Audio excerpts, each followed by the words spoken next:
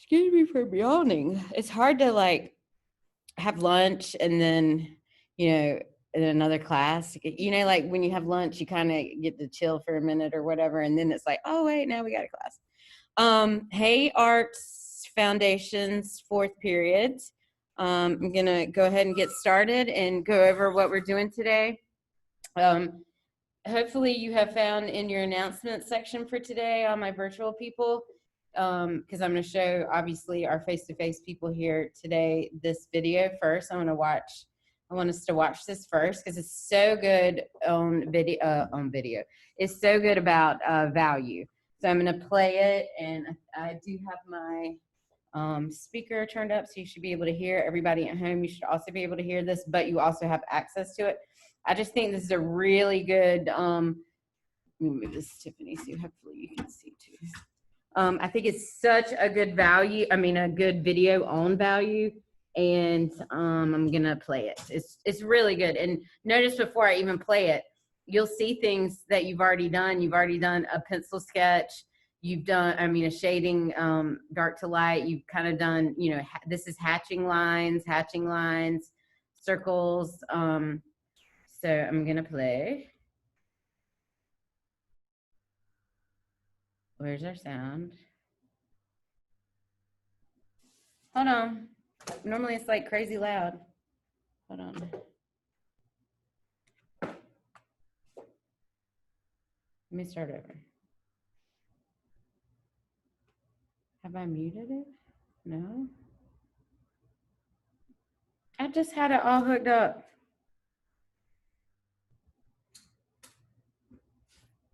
Hold on, virtual people, as usual. Oh, I found it. It's muted on the video. Okay, I was about to say. I know I had. An artist will try to create. I was so proud of myself. Second period, I had it perfect. Okay, I'm gonna get out of y'all's way. What is value? In art, value is how light or how dark something is. Light defines the objects we see, and artists will try to create the illusion of light in their work. They do this by using a wide range of values, from light to dark. You can best visualize value by thinking of a scale that goes from light to dark. It starts at one end with a pure white and moves all the way to the other end with a solid black. In between, there are a variety of tones of grays. A value scale is a tool that artists use to show the many different values that are possible and to make sure that they are using a wide range of values in their work. But what do we know about value? How do we use value when it comes to art? The easiest way to begin is by talking about light, because light defines value. If you had an object with no light shining on it, how would you see it? You wouldn't. But when you add a light source to it, the area that the light comes from, it defines the object we are seeing. That light will produce highlights, the areas on an object where the light hits. These have very light values and are known as tints. On the opposite end of the spectrum, there are shadows. These are areas on the object where the light does not hit, and therefore have a dark value. These darker values can also be called shades. It is an artist's job to capture all of these values. Artists that exhibit a wide range of values are generally successful, no matter what type of art you are creating, whether you are drawing, sculpting, painting, or printing. A wide range of values can help your artwork be successful. It's also important to know that value isn't just black and white. It's a part of color as well. Value can be used to describe the darkness or lightness of color, any color. The value of color indicates how much light is reflected. When talking about value of color, dark value with black added is called shade. Light value with white added is called a tint. So a dark blue would be called a shade of blue, and a light blue would be called a tint of blue. This idea works the same for all colors. One artist who is best known for his use of value is Rembrandt. He is called the master of lights and shadows, and the way he uses value made his paintings, drawings, and prints look dramatic and realistic. A more contemporary artist who is known for her use of value is Via Selman. Her drawings of the ocean and outer space rely on a wide range of values, and the range helps her work look more realistic. Next time you are looking at an artwork, notice the values. Is there a wide range of values from light to dark? Think about how you can use different values in your artwork and how people who look at your artwork might react to the values you use. Okay, I think that is just the best little video for value, because I think sometimes value gets confused. Hey, Demario, welcome. This video, if you just started joining in, the video is also in your announcement section today, which I'm probably sure you already saw. So and for everybody here, that video you can also find in your announcement section right here. So what we're going to do today, first I want to just go back over again what you guys are doing in addition to what I'm getting ready to show you. You need to make sure that you're working on your week 2 sketches. And just as a reminder, you always go here to the daily sketchbook assignment instruction. This is where your PowerPoint is. And we did all of these last week. And I just want to make sure everybody knows that today you are working with Chuck Close, who, by the way, is just an amazing contemporary artist. Very, I'm going to use the word photorealist. I'm going to tell you in a second what that means. This image right here is a complete, valued image. When you're doing these sketchbook assignments, feel free to click on any of these hyperlinks, because it tells you what photorealist is. And, this is, obviously straight from Wikipedia, but the main thing you need to know, like this image right here, the reason it's called photorealist, you can kind of break down the words. It looks like a photo, yes or no? I mean, it's so real. It's been painted so well. It looks like it is a photograph. And the only reason that it is that photorealistic is because of value. And that's what we're working on. The only reason that this looks almost like it is completely a photograph is because of all the various shades of value. So please, don't forget that you can always click on some of these hyperlinks in your notes. Just like yesterday, if you clicked on the dog hyperlink, it just kind of zooms in into the painting so you can actually see that dog there. Like, because sometimes it's hard, you might miss that, especially in some of these darker paintings. So, there's nothing, painful. Just kind of click on those. So that's your sketch assignment for the day. And now we are going to go to your assignment section, and we will see what we're doing today. So now remember yesterday I had you, let me move this down to here. Yesterday I had you working on your value strips. Either you had about 7 total. I'd like for those to be due or finished and starting to upload. I didn't give you you didn't have to get it done last night. But a lot of people have. You had to do about 6 boxes in some sort of value, shading from dark to light. And then you also had to do this right here. You had to do 6 more going from dark or from light to dark, however which way you went, but using line, hatching lines, scribble lines, zigzags. So don't forget to upload that. In addition to what we're going to do today. Today, we are going to take I had one other thing I wanted to show you. Let me get out of assignments modules. So in this right here, did I not open it up for y'all? Yeah, I need to publish it, sorry. So I just want to talk briefly right here on this little handout that's uploaded above what we're doing today. So we all know the concept of shape, you know, a square, a circle, a triangle, a rectangle. And what we're going to do now is using value. We're going to start learning how to trick the eye into, it goes, you know, from where we as drawing with value are going to make a circle, go to a sphere. We're going to make a cube, go a square to a cube, and so forth. And you can do this with lights to darks, which we're going to start off with, but please know that anytime, no matter what you're doing, you can always do that the same in color.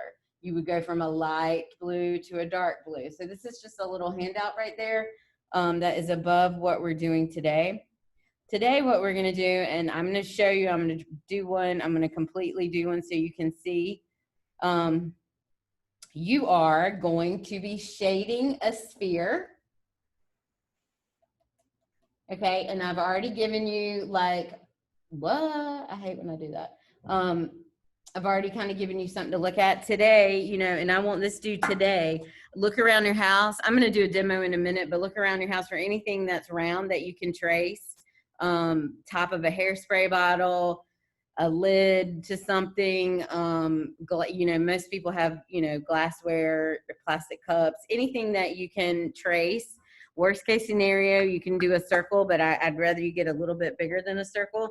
And so you're going to draw a circle, and then you are, and I'm getting ready to demo so you can see, you are then going to start shading. You don't have to worry about this value strip down here, but just remember it from, you know, yesterday. You're gonna have a light source. As you can see at the top, the sun is shining. There's a light source coming down. So it's going to be lighter here. And then just like in that video I showed you earlier, I'm sorry, y'all might not be able to see, just like in that video earlier, if there's a light source, it's hitting right here. So the light is bouncing, you know, no light's getting here, over here. So this is where we're going to start shading darker gradually to lighter. We're also going to put a shadow in, and I'm going to do that right now for you. I think what I'm going to do is, can I get into my own Zoom? Hold on. Because I'm going to do something. Hold on. I'm going to now demonstrate how to do that. But I want to be able to simultaneously, there's a good word, simultaneously get those that my face-to-face people, I want them to be able to watch what I'm doing as well. So let's see if I can do that.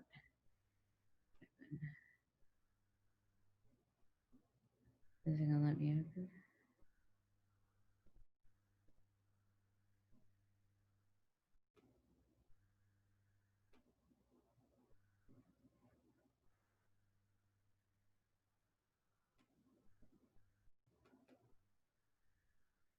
It's coming, it's slow. I think I figured things out, and I'll be able to show everybody here. I don't want to update right now. I don't want to update right now. Later. Join a meeting.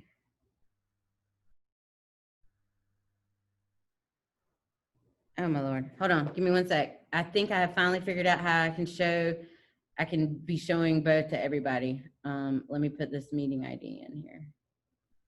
Oops. Copy.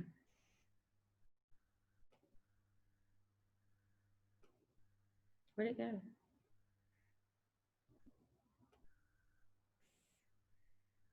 Sorry, y'all.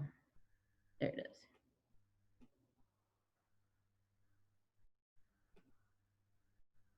Oh my goodness. Okay, we'll work on that. I'm gonna turn the light on. I'm gonna show them. Actually, they all have their computer, so this part, can you all log into your Zoom so you can see what I'm doing? Because I'm gonna do it right down here. Does that make sense? If you can. If not, I'll show you again in a minute. I'm gonna turn the lights on. I'm gonna do a demonstration. This might be easier if you like watch me, because I'm gonna tilt the Zoom camera down so you can see what I'm doing. because that's been the problem, like trying to figure out how we can, how I can show y'all and everybody at home. Okay, so do you see what I'm doing? Like I'm tilting. Do you see what I'm doing now? Okay, I'll show you. Everybody at home, give me a second. I'm going to do a demo here. This way you can see it, and I'm just trying to get my face-to-face people to log in. Hopefully they can watch it. But tomorrow I'm going to get it so it's projected up there. Go here.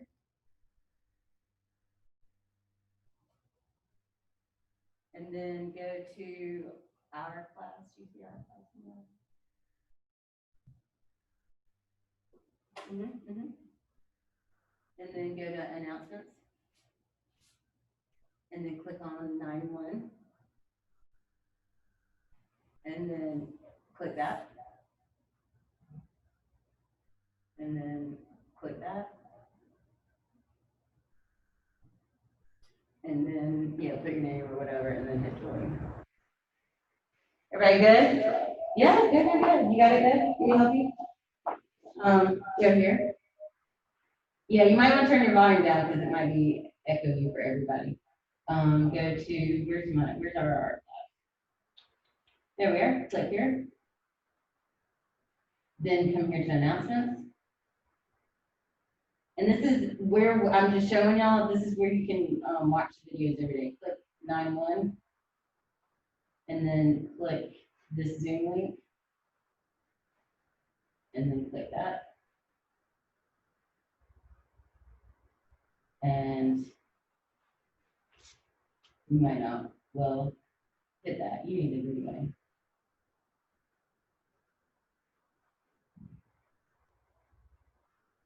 And then hit that.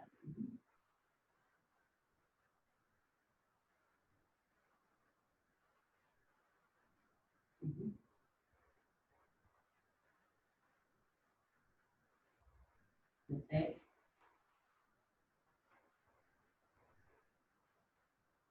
Okay, so then hit join. It might make you type your name in and then hit join. Okay. All right. So, but I'll get it better tomorrow, so y'all don't have to do that. Okay. So, hopefully, hi, Demario. Thanks for patiently waiting. Okay. So, what we're gonna do, and you can tell I've already done one earlier today in my other. Everybody see that? This is what you're doing today in your sketchbook. Now, like I said, you don't have to do a big one. Let me get something to shade on. Okay. So find something that you can trace, a lid, a cup, you want something that's circular. You don't have to do something super big. I kind of just been doing them a little larger because I would like for you to be able to see what you're doing or where you're shading at. And then you will have your example. You have an example right here. You will have that on the computer screen, okay, to kind of look at. So here I am with my circle. I'm going to trace my circle. So somewhere in your sketchbook, you're going to trace your circle and or notebook paper. I do not want anybody not doing this work because they do not have a sketchbook. Okay, so now I got my circle. I'm going to, just like on the picture right here, where it says light source, I'm just going to, put a little asterisk, write light source if you want to. I don't think y'all can see that, but anyway, let me change. I'm going to be kind of doing mine with a darker pencil so it will show up a little bit better. I think this is my darkest one. Okay, so here's my circle. Here's my light shining down. Remember, I keep saying circle because right now this is two-dimensional.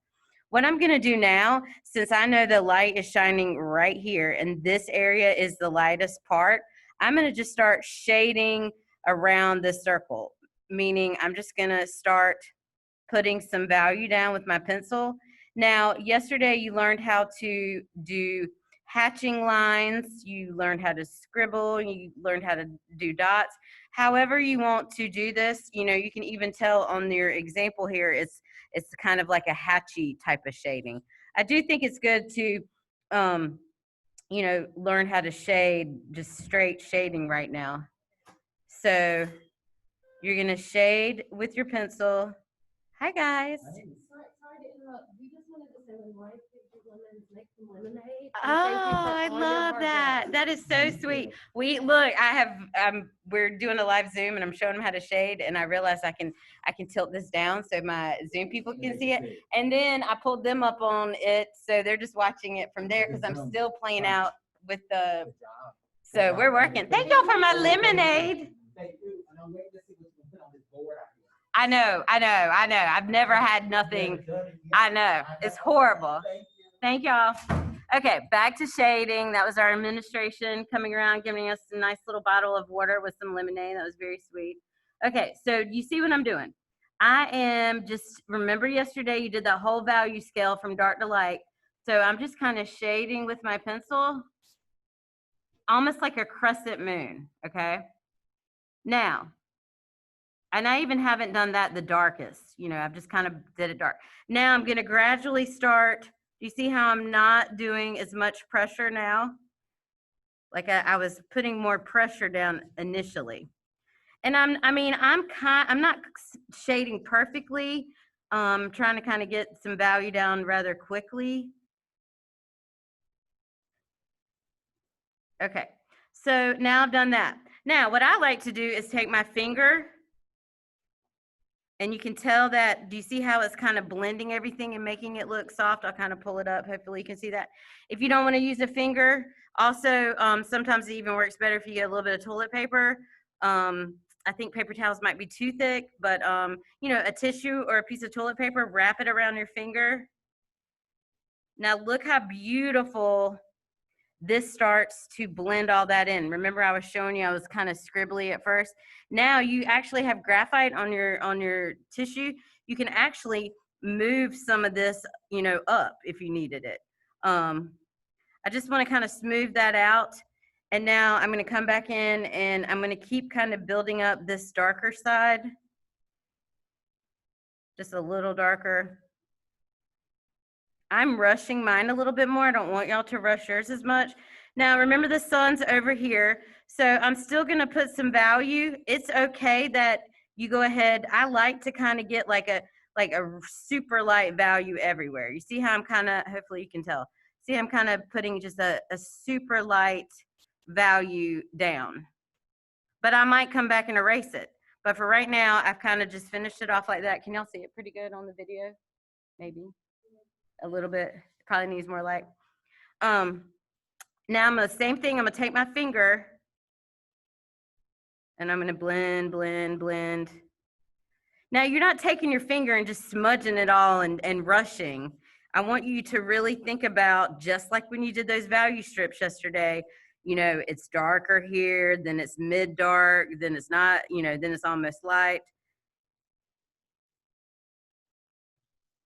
Now, where my light source is, I've kind of got it a little gray. So now this is the time I like to shade a little value, and then I like to come back in with my eraser and pick up some of that value. I don't know if you can tell based on the light, but just where I erased at, you can see that, I'm taking some of that area that I just shaded back away. And then, so it doesn't look like I've just erased it. It's very hard to blow eraser marks away when you have a mask on, so you didn't see that. Okay, so I know it might be a little hard to see right now. Can you see a good gradation from light to dark, sort of? Okay, so it's light here. Here's the light source, mid-gray. I'm going to come back in and darken this up just a little bit more because it's not as dark as I would like it. But also what we need to do, as I darken this up just a little bit more, because remember, you can go over your areas to make them a little bit darker. Okay, now what I'm going to do after I blend that in is we're going to draw our shadow.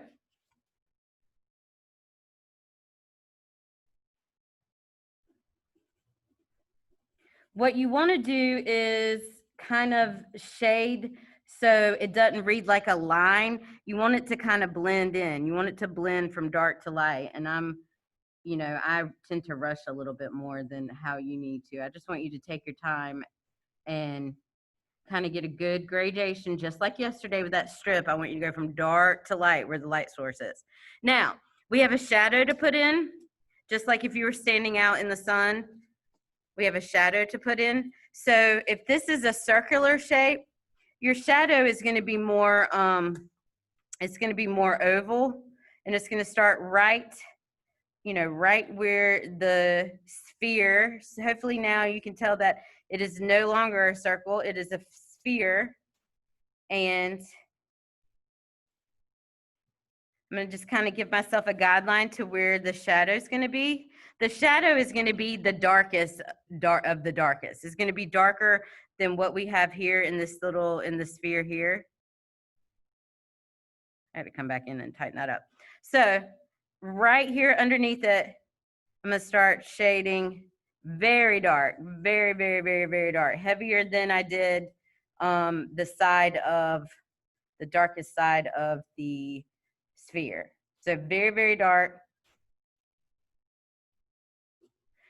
To gradually not as dark. So meaning less pressure. To kind of take off of your pressure and then kind of taper that out. It's actually kind of like the opposite of your sphere, your shadow. It's going to go from super, super dark to super, super light. Same thing, you can smooth that out. Get your tissue. Sometimes your tissue, toilet paper, it really don't, you know, don't underestimate the power of using a tissue to shade. It really like makes a nice finish on it.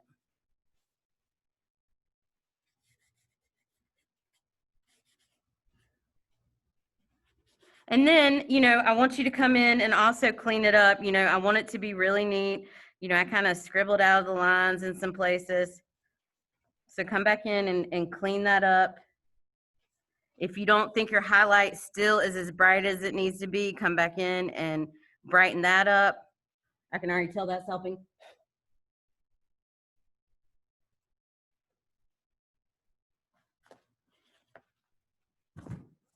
And so hopefully you can see, one thing you need to do and need to get in a habit to doing is to, anytime you're working on something, when you're drawing and stuff, always at some point stop what you're doing and hold it away from you. Because when we're like this, you know, we're like, oh, it doesn't look right. It looks flat. It's just still a circle. When you hold it away and look at it from where things need to be viewed, you can tell now we have a sphere. Now it is no longer this flat circle, and it's not a flat circle because we have shaded it. Shaded it. That's what you're doing at home today. Doesn't have to be as big as mine, you know, but find something round in the house that you can shade. Maybe get a piece of toilet paper, get your pencil. Mechanical pencils work great shading, believe it or not. I used to not like them that much for drawing, and now I really enjoy shading with a mechanical pencil. But whatever you have at your house, feel free to do. Tamara, you got any questions? Oh, we got lots of people in there. Hey guys, oh, look at me. I said we got lots of people in there, and it's y'all. Demario, I've lost my head. So, Demario, you got any questions? You okay? Okay. All right. Well, I am going to turn the video off. I'm going to post this for everybody at home. Please get your value strips in and your sphere. I'm telling you, look, I mean, I rush this, and y'all all watch me do it. It's very, very easy. Do not rush it, because this goes back to, I know we all can, you know, color on the paper and then blend with our finger. But what I want you to do is just really trust the process. Okay. Just take your time, enjoy just shading with the pencil. I'll see y'all tomorrow. I got all excited thinking